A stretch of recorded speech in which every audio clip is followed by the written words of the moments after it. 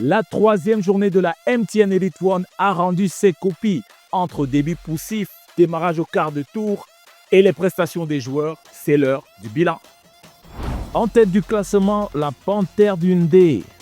Grâce à une victoire en ouverture face à Faux-Vazur, un match nul contre Unisport de Bafang et une victoire nette 2-0 en troisième journée face à AS Fortuna, la Panthère s'est hissée au sommet du tableau.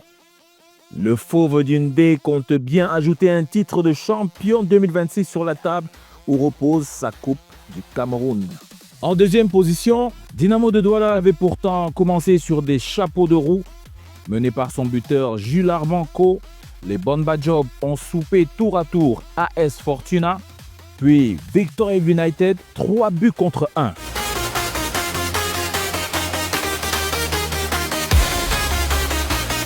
Mais la série de victoires est stoppée net à Yaoundé par le champion en titre, la Colombe Dja Elobo. Malgré le bémol de fin, Dynamo reste sur l'un des meilleurs démarrages avec déjà 5 buts à son compteur.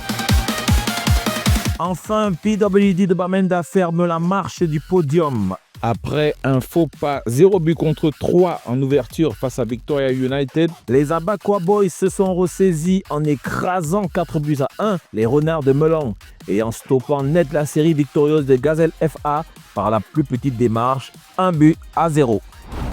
La suite du classement, Gazelle FA qui talonne de très près PWD de Bamenda avec 6 points.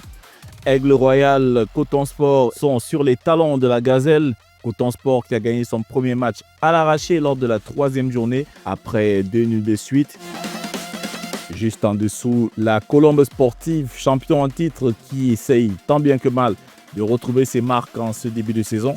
Unisport de Bafang, Victoria United, Faux-Vazur et Aigle du Mungo sont dans le milieu du tableau. Et enfin, la grosse déception, Canon de Yaoundé qui n'a encore marqué aucun but depuis ces 3 journées de championnat.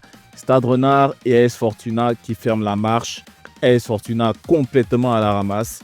Nous espérons qu'ils vont se ressaisir dès la 4e journée. Ce sera tout pour ce numéro. Merci à tous d'avoir suivi jusqu'au bout.